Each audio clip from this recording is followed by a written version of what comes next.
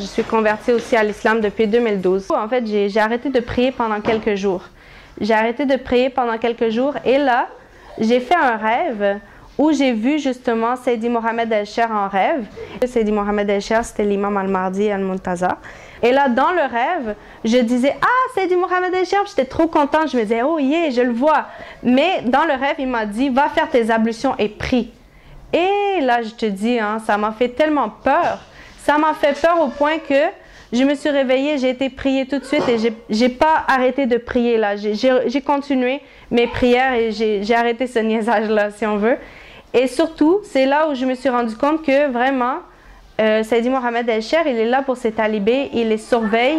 Même si tu es à distance, il est là pour ton bien, il est là pour t'aider, pour te guider. Donc, même à distance, il est là pour nous.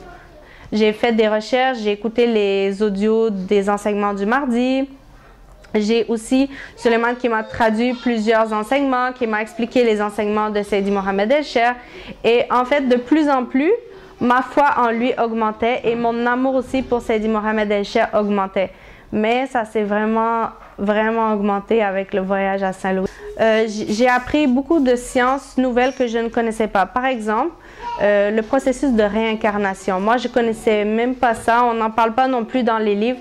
Donc, je ne savais pas en fait que quelqu'un pouvait se réincarner en fait. Et aussi tout le côté mystique en fait, que je ne connaissais pas. Hein, parce que je ne savais pas en fait que les saints peuvent voyager, qu'on peut voir plusieurs mystères en faisant du zikr, de la salatul fatiha. Tout ça, j'ignorais vraiment. Je connaissais rien aussi sur les états de khal. Je connaissais rien sur le côté mystique et vraiment j'ai su que vraiment il y a des gens qui peuvent avoir des pouvoirs mystiques, il y a des gens qui peuvent rêver et dans leurs rêves en fait ils peuvent voir l'avenir. Donc c'est ça, il y a pas mal de choses comme ça que j'ai appris.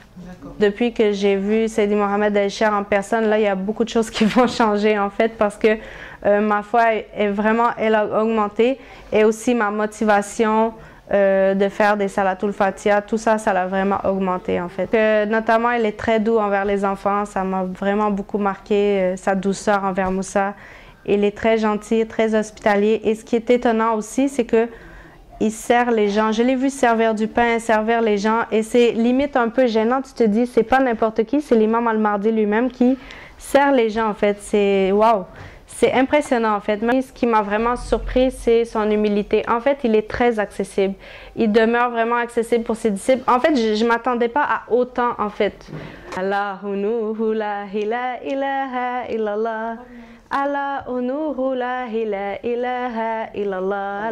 Allahu nuhu la ilaha illallah. Allahu nuru la ilaha illallah. Allahu nuru la ilaha illallah. Allahu nuru la ilaha illallah. Allah. Allah. Allah. Allahu nuru la ilaha illallah. Allahu nuru la ilaha illallah. Allah.